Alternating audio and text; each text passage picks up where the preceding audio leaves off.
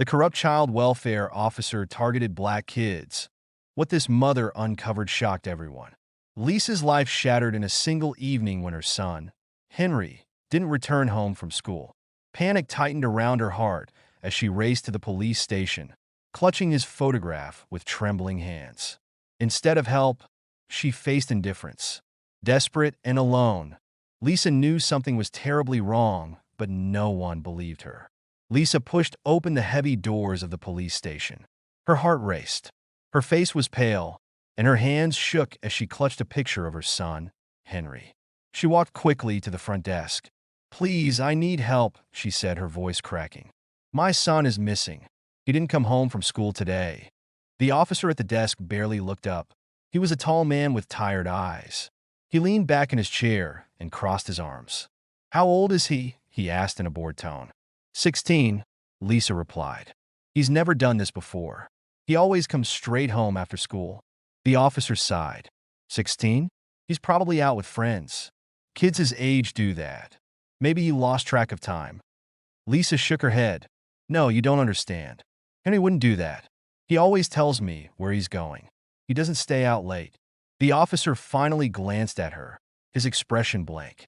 "Look, ma'am, kids his age need freedom. Maybe you wanted a break. You should wait. He'll probably show up soon." Lisa's fear turned into frustration. "This isn't like him," she insisted. "He's a good boy. Something is wrong, I know it." The officer raised an eyebrow. "A good boy, huh?" He smirked. "Ma'am, kids like him disappear all the time.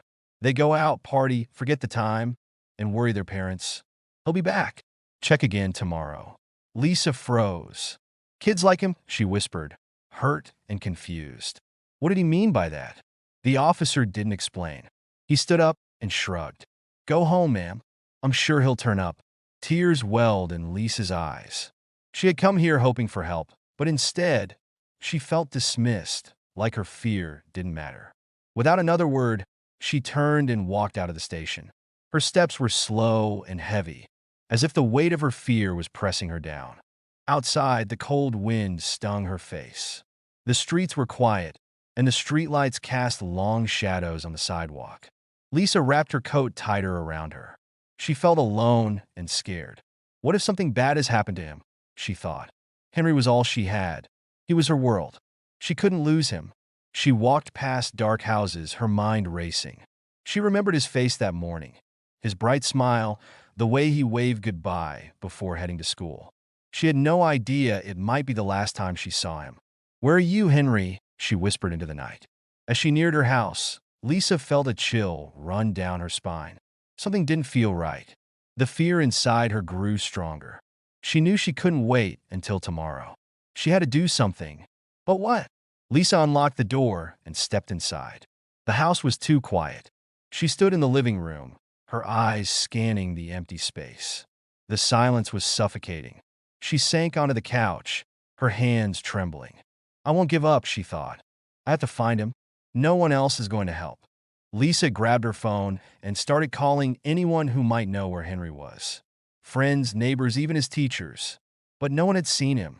Each call made her heart sink further. Hours passed, but Lisa couldn't rest. She paced the room, replaying every detail in her mind. Did Henry say something this morning that she missed? Were there any signs? She couldn't think of anything. Everything had seemed normal. Then, a terrifying thought hit her. What if someone had taken him? The idea made her knees weak. She knew she had to act fast. Every minute counted. Lisa decided to go back out and search the streets. She grabbed her coat and keys. As she opened the door, she whispered a silent prayer. "Please, let him be safe." The next morning, Lisa left the house as soon as the sun came up. Her eyes were red and puffy from crying all night, but she didn't care. She had to keep searching for Henry. She would not rest until she found him. She walked fast, her feet aching with each step. She went back to the places she knew Henry visited. First, she checked the school. It was quiet now, the gates locked. She called his name, even though she knew he wouldn't answer. There was no sign of him anywhere. Lisa then searched the streets near the school. She asked anyone who passed by if they had seen a teenage boy matching Henry's description. Most shook their heads. Others gave her sympathetic looks, but no answers. Time moved slowly, and every second felt like an hour. As she turned a corner, something caught her eye. In a narrow alleyway near the school, she saw a backpack. Her heart skipped a beat. She hurried over and knelt beside it. Her hands trembled as she picked it up. It was Henry's backpack. She knew it instantly. His initials, HR, were stitched on the front pocket. Tears filled her eyes as she hugged the bag tightly. But why was it here? What had happened to her son? Lisa looked around. The alley was dirty and empty, but something else grabbed her attention. On the ground near the backpack, she noticed strange chalk marks. They formed a pattern, circles and lines, almost like a code. It didn't make sense to her, but it felt important. As Lisa studied the marks, she felt a presence. She turned her head and saw a man at the end of the alley. He was wearing a black hoodie. The hood covered most of his face, but she could see that he was watching her. Lisa stood up, clutching the backpack. "Excuse me," she called out. "Do you know something about my son?" The man didn't answer. He stared at her for a moment longer, then quickly turned and walked away. "Wait!" Lisa shouted, running after him. "Please, I need to talk to you." The man moved fast, slipping around a corner before she could catch up. By the time Lisa reached the end of the alley, he was gone. She spun around, hoping to see where he had gone, but the streets were empty. It was like he had vanished into thin air. Lisa felt a deep sense of unease. Who was that man? Did he know what had happened to Henry? And what were those strange chalk marks? She didn't have any answers, but she knew she couldn't ignore these clues. She hurried back to the police station, carrying the backpack as evidence. This time, she was determined to make them listen. She pushed open the station doors and marched to the front desk. The same officer from the day before was there. He looked up with a sigh when he saw her. "You again," he said. "I thought I told you to wait." "I found my son's backpack," Lisa said firmly. She placed it on the counter. "It was in an alley near the school. Something is wrong. I also saw a man watching me. He ran away when I tried to talk to him." The officer glanced at the backpack, then leaned back in his chair. "A backpack doesn't prove anything," he said. "Maybe your son dropped it. And as for the man, it's probably just someone passing by." Lisa clenched her fists. "No, this isn't normal. Henry wouldn't leave his things like that. And what about the chalk marks on the ground? They look strange, like some kind of message." The officer chuckled softly. "Chalk marks? Ma'am, kids draw on the ground all the time. You're letting your imagination run wild." Lisa's face turned red with anger. How could he be so dismissive? "This is serious," she shouted. "My son could be in danger, and you're doing nothing." The officer stood up, his expression turning cold. "Ma'am, I understand you're upset, but there's no proof that anything bad has happened. We can't treat every missing teen like it's a crime. Most of the time, they come back on their own." Lisa's voice softened, but the pain in her eyes was clear. "Please, he's all I have. I know something is wrong. I can feel it." For a moment, the officer hesitated. He looked at her, perhaps seeing the desperation in her eyes. But then he shook his head. "I'm sorry. There's nothing more we can do right now." Lisa felt as if the floor had fallen from beneath her. Once again, she was left with no help. She grabbed the backpack and turned to leave. Her shoulders sagged under the weight of fear and exhaustion. As she stepped out of the station, she whispered to herself, "I will find you, Henry, no matter what it takes." The mystery deepened, and Lisa knew she had to rely on herself. The clues were there: the backpack, the chalk marks, and the strange man. She just had to figure out what they meant. Lisa hurried down the street, clutching Henry's backpack close to her chest. The sun had risen fully now, but she didn't feel its warmth. Her mind raced. The police had failed her. No one believed her. She was completely on her own, but she wouldn't give up. There had to be someone who could help. She thought of the local community center. It was a place where people came together for support. Maybe someone there had seen Henry. Maybe someone had answers. Lisa walked quickly, her eyes scanning every corner of the street as if Henry might suddenly appear. She reached the community center and pushed open the door. The building was quiet, with only a few people inside. An older woman with kind eyes noticed Lisa and approached her. She wore a simple blue dress and had gray hair tied in a bun. "You look troubled, dear," the woman said gently. "Can I help you?" Lisa's voice shook as she spoke. My son is missing. He didn't come home from school yesterday. I found his backpack, but the police won't help me. I don't know what to do. The woman placed a hand on Lisa's arm and guided her to a chair. Sit down, dear. My name is Maria. Tell me everything. Lisa sat and told Maria everything that had happened. The missing backpack, the strange chalk marks, and the man in the hoodie. Tears streamed down her face as she spoke. I'm scared, she whispered. What if something bad has happened to him? Maria nodded, her face serious. I understand your fear. You are not alone in this. Sadly, this isn't the first time a child has gone missing under strange circumstances. Lisa's eyes widened. What do you mean? Are you saying this has happened before? Maria sighed. Yes. Over the years, I've heard stories from other mothers. Most of these families are like yours, families of color, struggling to get by. Their children disappear, and the police do nothing. The system does not care about us. Lisa felt a sharp pain in her chest. But why? Why would anyone target our children? Maria leaned closer and lowered her voice. There's more to this than you think. Have you heard of a man named Charles? Lisa shook her head. No. Who is he? Charles works in child welfare, Maria explained. But he's not a good man. He's corrupt. He looks for vulnerable families, people who are poor or have no one to defend them. He accuses these families of neglect or abuse, even when there is no proof. Once the children are taken away, they get trapped in a system designed to make money. Lisa stared at Maria, her mind struggling to process the information. You mean he takes children away from their families for money? Maria nodded grimly. Yes, he places them in foster homes or institutions that pay him under the table.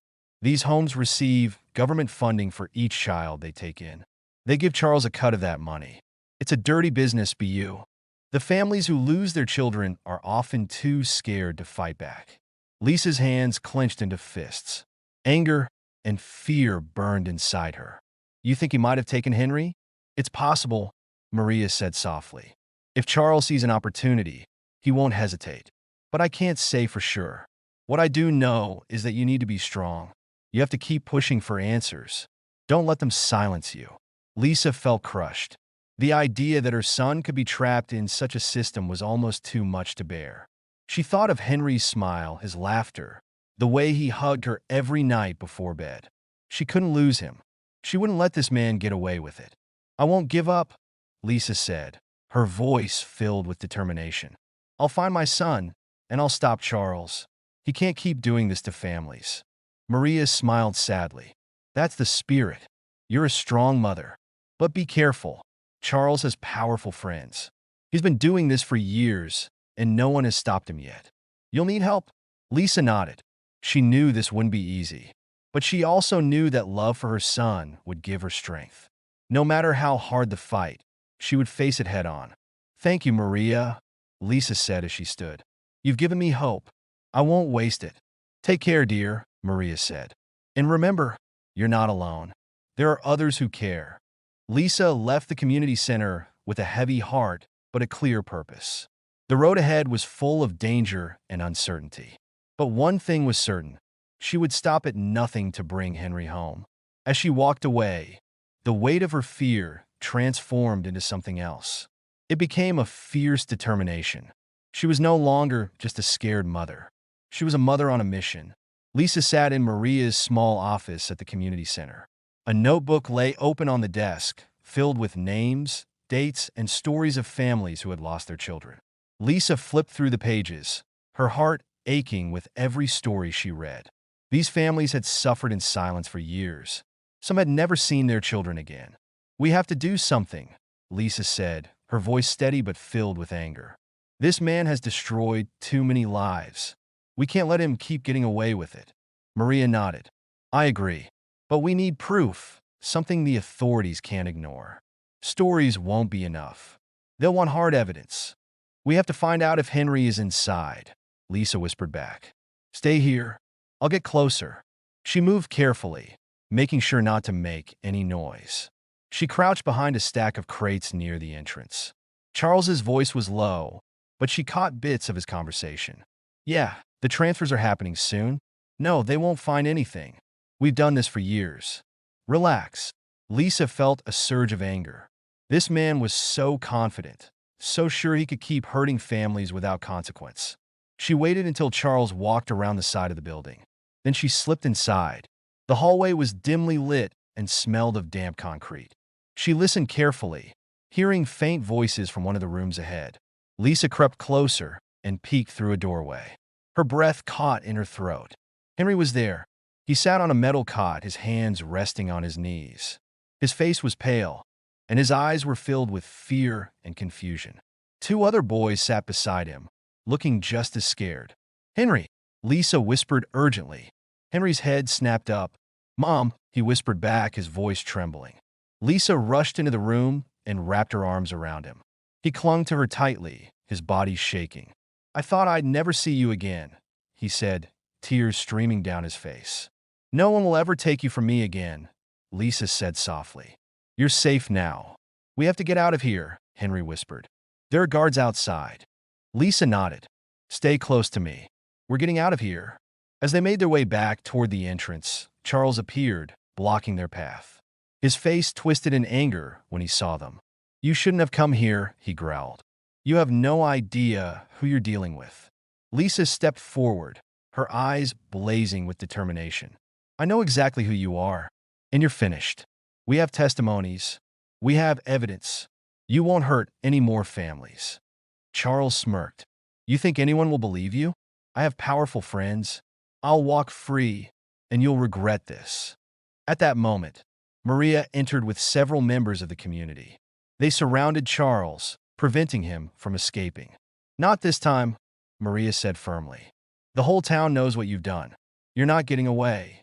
The sound of police sirens filled the air. Maria had contacted the lawyer, who had pressured the authorities to act. Officers arrived and took Charles into custody. For the first time, Lisa saw fear in his eyes. Henry clung to his mother as they watched the scene unfold. "It's over," he whispered. "Yes," Lisa said. "It's over." In the weeks that followed, the truth about Charles's corruption came to light. The authorities arrested his accomplices and dismantled the illegal foster network. Families were reunited, and new reforms were put in place to prevent such abuse from happening again. Lisa became a symbol of hope in the community. Her courage inspired others to stand up against injustice. She knew the fight wasn't over. There were still families searching for their children, but she also knew that change had begun. As she stood outside the community center one evening, Henry by her side, Maria joined them. "You did it, Lisa," Maria said with a proud smile. "You gave these families hope."